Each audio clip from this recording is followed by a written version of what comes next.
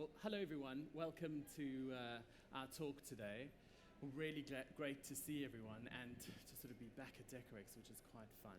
So this here, all of us, myself included, is our trustees for United in Design, and that's what we're going to talk to you today about.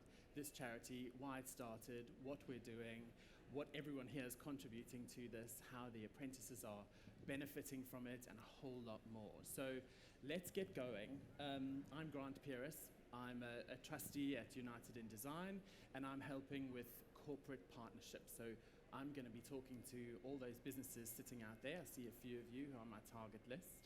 I'm going to come to talk to you sort of about how you can get involved with the charity.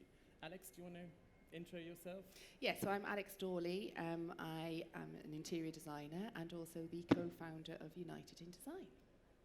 I'm Graham Brooker. I'm the head of interior design at the Royal College of Art and essentially been an educator of interior designers and interior architects for, I don't know, now about 25 years. So that's what I bring to the table, hopefully.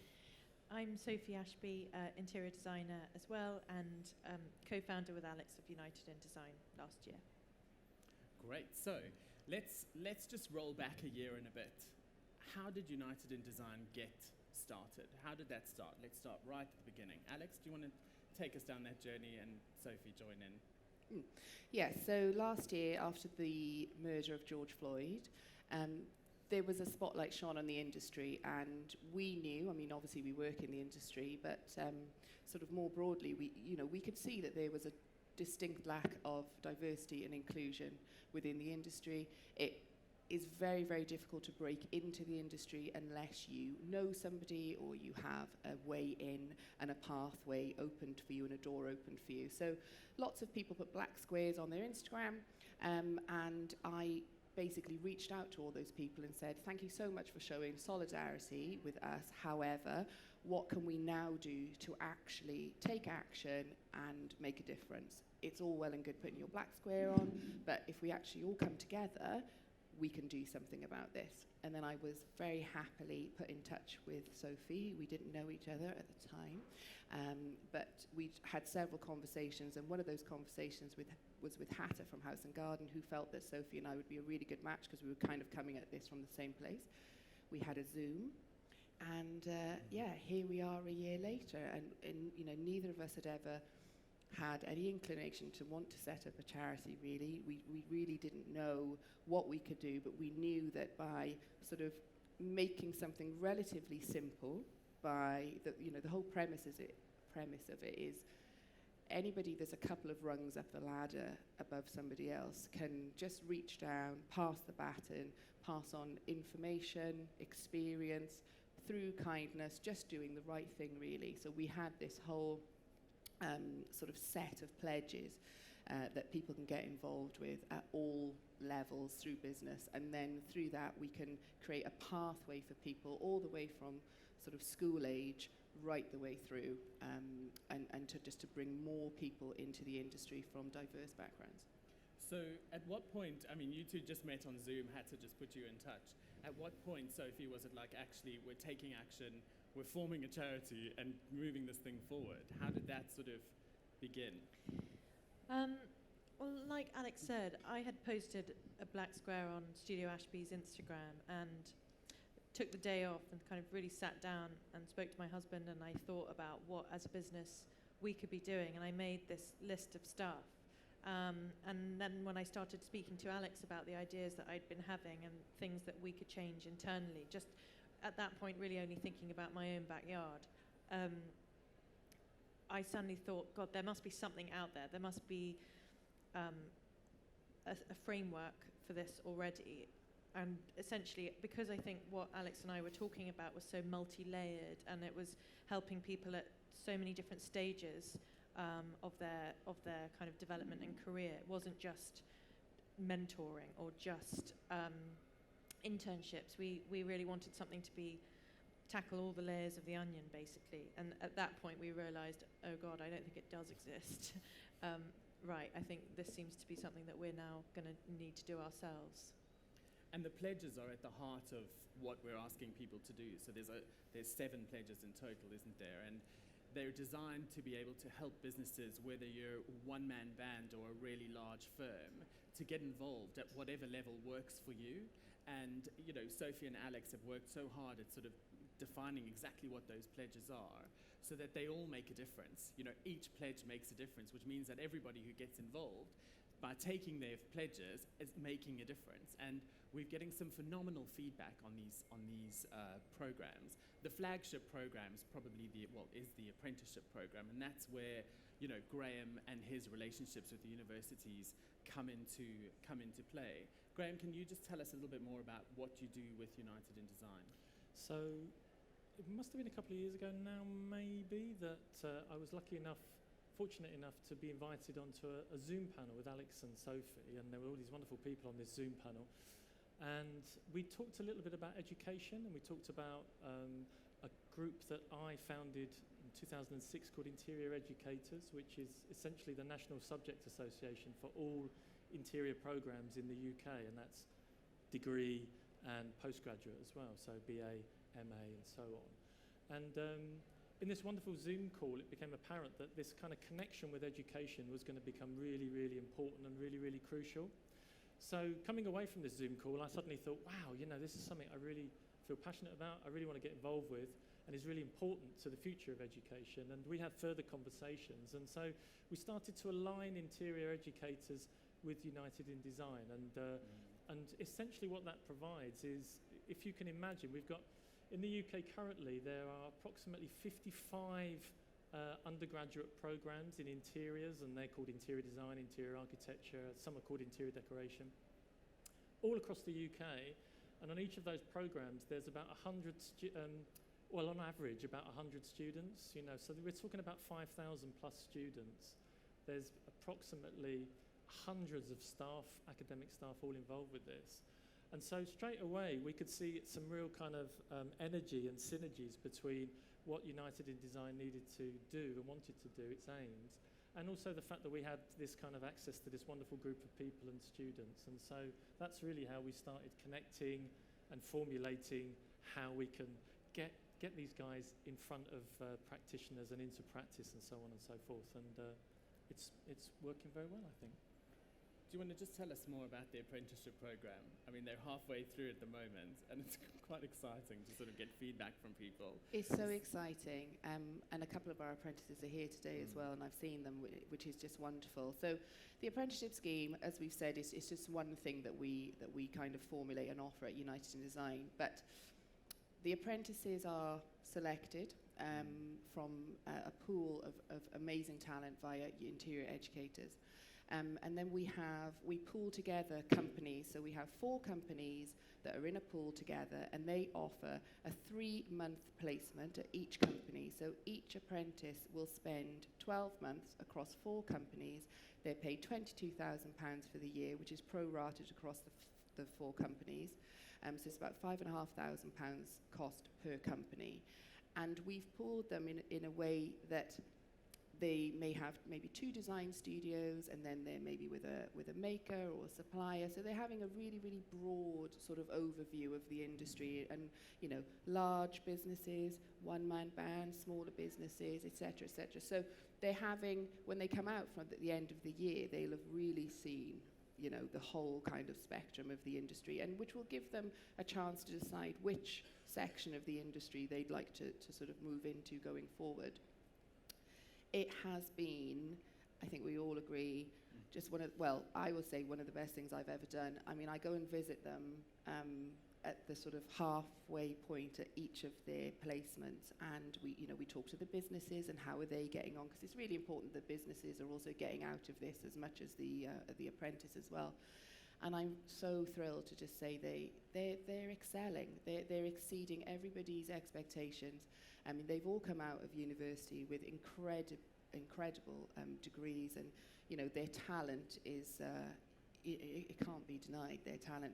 And they're bringing a really fresh approach, a different approach. They're coming from different backgrounds, so, so they're just bringing new, fresh talent to the businesses, which may have tended to always hire from the same kind of design schools and things. So we're just kind of broadening these businesses mindset really of where to hire, where to look for new talent. So, and they're all kind of being touted for jobs at the end already, and I'm having to say to the businesses, you need to wait because they have to finish the year. You can't take them yet.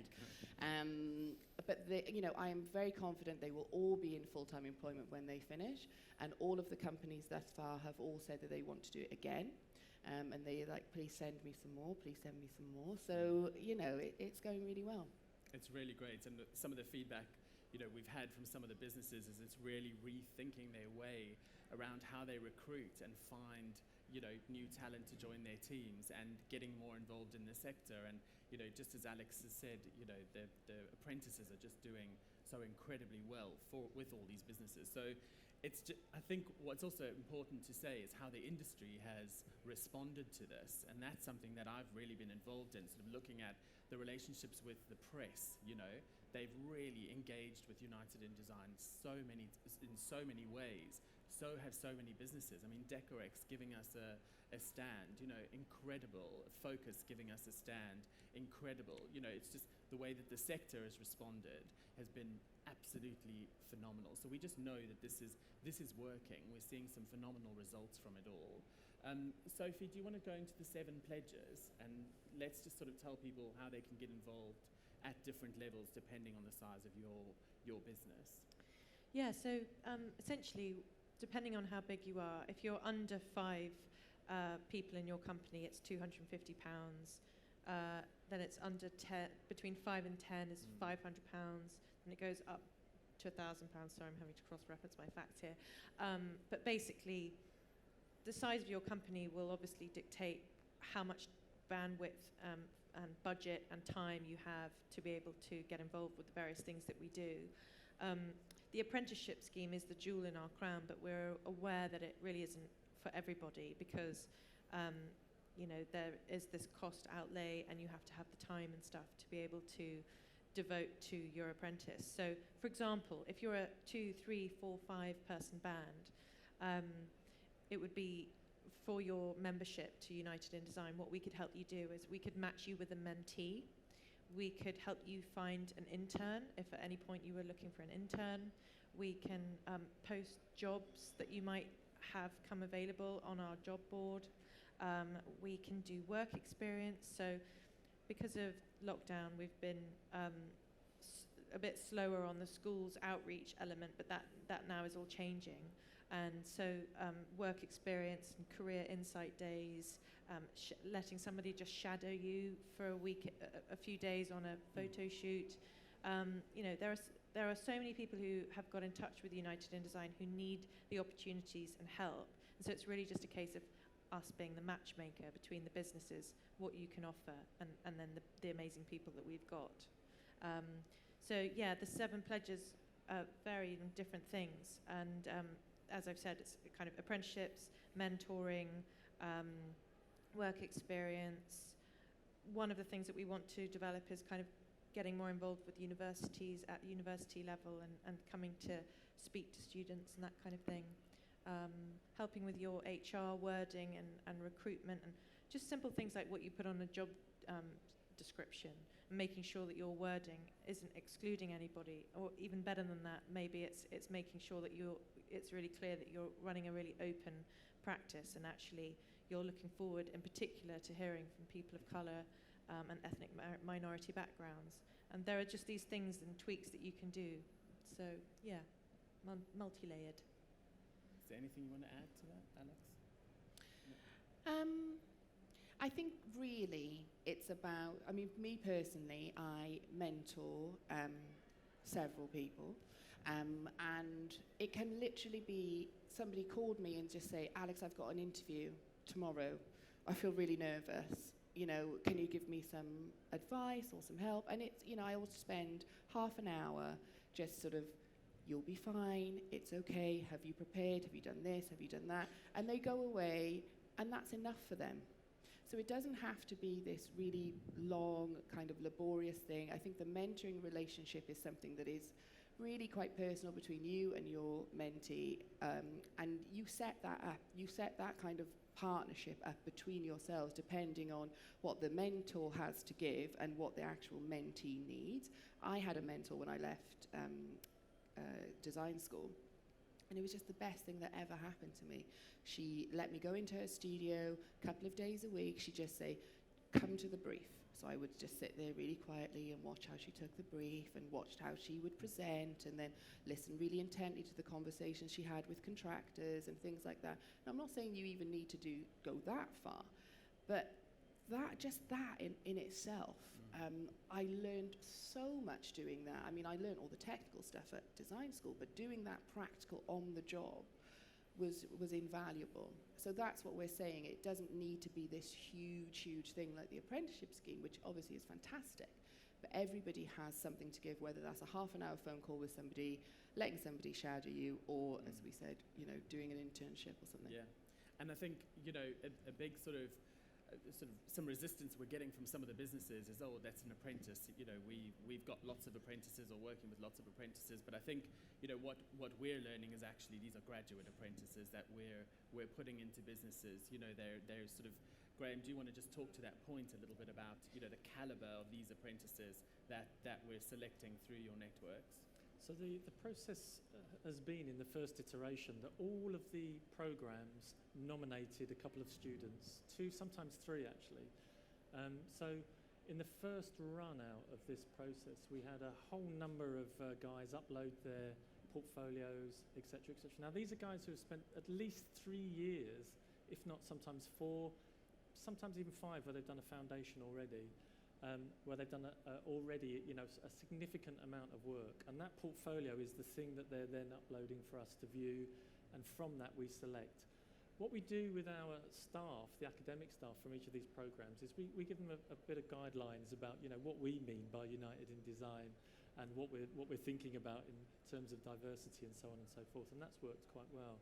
So whilst we're calling these guys apprentices, and I actually quite like the title, and it kind of comes with connotations, I know, but it also connects, I think, with a world of work. It also connects with a world of sort of hands-on, and in a way it's an open term as well. So these are graduates, they're people with a lot of experience and a lot of kind of already thinking work behind them, but now they're opening up to industry, and so their calibre, I think we can all say was exceptional, really. I mean, I've been seeing it for a long time because I've been involved in that area for a number of years, and I'm used to seeing work. But when we saw all of those portfolios uploaded, I think all of us who were judging them were really, knocked out, really. Great. And Sophie, let's talk about the future. Where are we taking this? I mean, we've got 5 apprentices at the moment through 20 companies, and what's going to happen next? Well, next year, it's difficult for us to kind of decide where to focus our energy, because there's just so much scope for United in Design, so much to do, and Alex in particular is so good at thinking up whole enormous new events and festivals and stuff that we could be doing. So just a small one. Yeah, I think number 1 next year, our aim is obviously to just get lots more businesses signed up to the program generally. But also we've set ourselves a sort of internal goal of perhaps 20 apprentices. So we managed to do 5 this year. But that's obviously a lot of companies that we need to commit and join up. 60. Yeah. So that's our main focus. But maybe Alex could tell us all a bit more about all of her incredible plans that we're going to make happen. For sure. Grand plans. The thing is, for us, I think, we're going to push this, and we're going to push this hard because it's something that we really, really believe in. I would love for it to be almost like a one-stop shop. This is the pathway right the way through. So my next big thing is really focusing on our schools outreach. We really need to reach young people to say to them, do you know what, you are a creative person, and this is a pathway, this is a career that you can enter into, and not just for interiors, but also for the wider creative sector as well. So we are planning to put together something called Junior Design Week, which is fantastic. It'll be hopefully a week-long event, and there will be representatives there from all creative sectors. I'm talking music, film, art, design, architecture, publishing, And it's about inviting those children that are maybe 12 or 13, just about to sort of start their GCSE choices. They can come, they can talk to somebody from that industry. How did you get to where you are now? What did that journey look like? What's the trajectory? What's the starting salary? Where do I need to study? We'll have universities there, we'll have colleges there. And so it'll be sort of a mix of, sort of stands and then workshops and seminars. And then the other thing which we discovered through our sort of research into setting up the charity was that lots of sort of cultures don't champion a career within the creative sector because they don't really see that as being, that you can't really make a success out of it, or it's a little bit, dodgy, you're going to be able to work, etc. So we want those young people to come to the event, get a booklet, which will have all of the industries in there. So it's all written down. So it's a really clear pathway of what they need to do to achieve, their dreams and aspirations. And then they can go home and say, look, mum, dad, guardian, whoever the case may be, I can do it, and this is how I'm going to do it. So that's our plan for the sort of youth outreach side of things. And then also we'd like to develop a sort of a business fund right at the other end, because we're very aware that, the kind of, the diversity of the industry can change and will change via these steps, but we want it to go right the way through. So we want to develop business owners as well, not just people that are working for other people, but people that then can go on and set up their own practices. And that's really difficult to do. I mean, these designers that are absolutely amazing, they're fantastically creative, but they're really good business people as well. And that's what we need to instill in our young people. So we want to have a business fund, so there's like a little pot of money that we can help them to set up, and then also give them a business mentor and a coach that will stay with them for the first year and really help them through to set up as well. So it's almost like, we'll get you in school, and then we'll support you through your studies as well by putting you in touch with interior educators. We can mentor you whilst you're on your studies. Maybe when you're having your half term, you can go and do a little bit of work experience with somebody. Then you can apply and do the apprenticeship scheme, and we'll support you through that. And then in a couple of years, when you feel ready to set up on your own business fund, and all sewn up nicely. Yeah, just those things. Pretty ambitious. Just A those. few bits and bobs next year. Then the world. Yeah. Pretty ambitious, but as you can see, in just 1 year, look at what we've done. I mean, it's been pretty phenomenal, actually. And, we've just had such a great reception from the UK design market. And already I'm having conversations with people in the US about this. I think we all are. It's very interesting, and people are very interested. So that's really great. So thank you for everyone's support.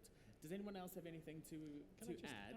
Yeah, of course. And then we'll go to questions. I just wanted to add a little bit about what Alex was saying about schools in particular. I think as an educator, there's a real issue with schools at the moment with regards to creativity. It's kind of disappearing from the curriculum. So the work we're going to be doing in schools is just going to be absolutely crucial and fundamental because, let's face it, that is the kind of the stream of talent that's coming through. So anything that we can do there to support people, and anything you guys can do to support your children and your friends' children in those areas, and letting them know that there is a fantastic industry called interiors, then please do it, because I really recognise it. I think it's a real issue and has been for a couple of years now. Design and creativity is slowly being kind of slightly eked out of the curriculum, so we need to do some work there. Yeah, and I think also as well with the schools outreach, I mean, as a charity, we knew there were barriers to entry with regards to ethnic background, but there's also barrier to entry in terms of, socio-economic background as well. And so through our kind of schools outreach, it's about, it's open to everybody. This is us saying, it doesn't matter your background, your social background, where you've come from. If that's what you want to do, and you are committed and you're driven and you are talented and you can go for it, there are people out there that will support you as well. So I think it's very important that it's a two kind of pronged sort of approach, really. It is about ethnicity, of course it is, but it's also about making sure that people who don't come from sort of wealthy and privileged backgrounds are also given equal opportunity to break through into the industry. Brilliant. Are there any questions from anyone? No hands up? Oh, there's one. You were saying about the companies who support the apprenticeship scheme have to get something back as well. So do the apprentices go on interviews as such, or are they just matched with a company? No. So once we've kind of selected a pool, so say we've got maybe 3 shortlists, then those are sort of, the portfolios are given across to the companies for you to all look through. And then this year, got those poor apprentices, they actually did a Zoom with all 4 companies at the same time, which is, I mean, I would be absolutely petrified. But they handled themselves very well. And so, yes, so as companies, you need to kind of do it all together because it is a joint selection. Right. So the pool then decides who the winner is. And the nice thing this year is that we've had a couple of pools that there was a winning entry and they've started, but they were so impressed with the second place person that they've actually taken them as well. So in actual fact, we've had 7. That have come through, and not just the 5. So yeah, but it's very much, the final decision is the company's choice. So I've got one more question. So as it's a charity on a sort of slightly mercenary note, I suppose, but do the apprentices get paid through the PAY scheme, or are they paid through the charity? So it becomes like a taxable deduction against your company, or how does that work?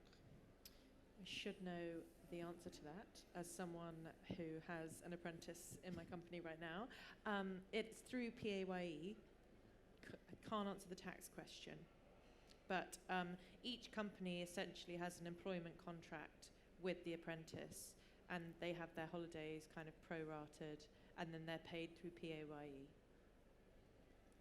And how does that work then?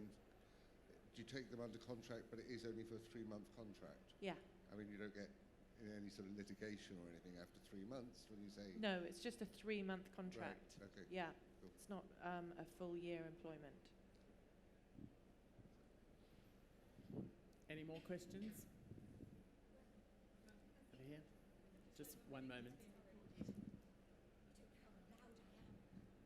So obviously the people here, you're kind of pushing at an open door, really, and I'm sure there's lots of other people like me and these people.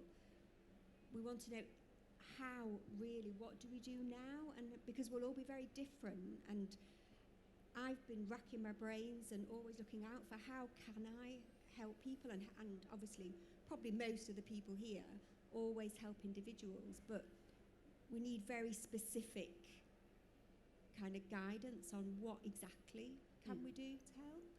So everybody would start by sending us an email and to say that you would like to help in whatever way, and then there's a form that you fill out basically letting us know which of the pledges you would like to get involved in. We give you lots of guidance. If you were to say to me, Alex, I'd love to be a mentor and have a mentee, that there's lots of information that we would provide you with to help you set up that relationship. Guidelines, how to create a successful sort of mentoring relationship. So we will support you in that. And yeah, if you're doing the apprenticeship scheme, again, there's lots of paperwork and there's guidelines that we would help to assist you with that as well. So you are very supported in whichever avenue that you want to go down.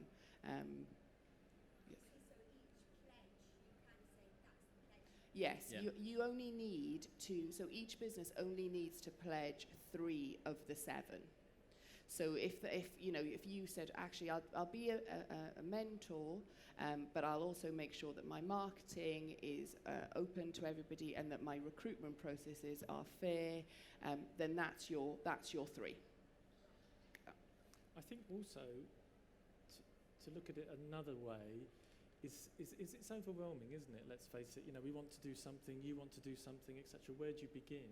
If you can imagine, this is a wonderful system where straight away through your help, through your pledging, you will be able to directly help hundreds of students who may have never thought, how do I get ahead in this practice, in this industry, and so on and so forth. You can directly help them by getting in front of people in practice and helping them to get a foot on the ladder of industry. Because what we've set up, what's been set up, is this fantastic system which is directly making links between all of these guys across the UK who are having these fantastic educational experiences but don't necessarily know what to do next. And we've suddenly, and I get quite impassioned about it, because for the first time in my career, I can see a direct link between my students and students all around the UK being put in front of practices directly. Previously they would have to ring around, speculate with a CV, all of those sorts of things, which we all know and we've all done. But here's a system where we can directly connect these guys up to practice, and so it's brilliant. And that if you feel like that's one way into this, then by all means make that pledge and support it. But also as well, I'd like to say we've had offers from people who, I'm a stylist, can I run a styling workshop? I have a space, would you like to put an event on in this space? It can be stuff like that as well. If you've got something to offer, we had somebody today come to our stand and say, I'm a specialist in Instagram marketing and branding. Can I please put a podcast on and your members can listen to it? Great. It's stuff like that as well. It doesn't always need to be, you can think outside of the box. If you've got a skill or a talent that you'd love to share, there's an audience there that want to listen to you. If you've got a showroom and you say, actually I can show 10 people around today and just give a tour around my showroom, fantastic. That's great. Yeah, good. Great, okay. You there? There we go. Mine's more of a statement rather than a question, really. We've just had an apprentice with us for 3 months, Isaac. So Yes. he was just absolutely brilliant, and I think he really was immersed across the whole practice, and he felt like a permanent member of our team. And he certainly worked really well with all of us. So we miss him a lot. And I was kind of dreading the day that he had to move on to his next placement. So I can't recommend the scheme highly enough. I suppose my statement is more, I've had very frustrating talks with other people within the industry about the value of this scheme, or conversations about increasing diversity in the industry. So I think that's something that is a bigger conversation but can be very frustrating. So people saying, no, this is positive discrimination, I don't believe in it. I think it puts other people at a disadvantage immediately. And I've had some really tricky conversations out there, out and about. So I suppose if you have any resources to share with people about that, or to handle those kind of conversations, that can be helpful, because I've been flabbergasted sometimes at some of the conversations I've had, at Yeah. events and stuff. Yeah. But no, I can't recommend it highly enough. Yeah. We just absolutely loved having Isaac with us. So, yeah. Oh, thank you. Thank you. Yeah, he's Great. fab. Great to Oh, hear. one at the back. That's a good point. Sorry, I'll stand up so you can see my face. I think what you're doing is absolutely incredible, and I'm really inspired by everything that you've said. I suppose my question is, a lot of the apprenticeships that you've spoken about is for graduates, and you kind of briefly touched on other areas within the industry, such as styling and other bits and pieces. Do you include that in terms of your apprenticeships or mentorships and other bits and pieces like that? Yes, we do, yeah. So the last round of the call of portfolios and stuff, we also had guys from who haven't got a degree. There were people from diplomas, I think, as well, wasn't there? And certificate sort of- courses. Yeah. So yeah, no, we try and, I talk obviously quite passionately about graduates because that's the area I'm from, but yeah, we don't just limit it to those guys. We want to be as broad as possible. And also it is an industry where there are a lot of people coming into the industry later in life, pivoting from something else.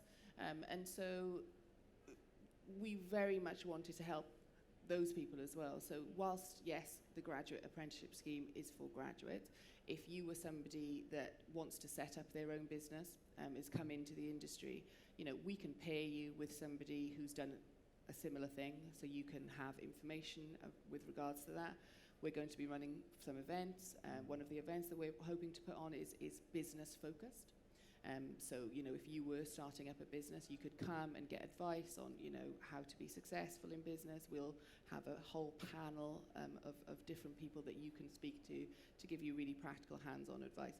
So yeah, it's for everybody. And if you were to just send us an email and say, I'm kind of at this stage and I need help in these areas, then we would be able to put you in touch with somebody to help you. It's slightly sideways, this one, but one of the things that I find fascinating about this subject, as somebody who's trained myself in it and practiced in it for a number of years and teaches it, is the openness and diversity of the subject.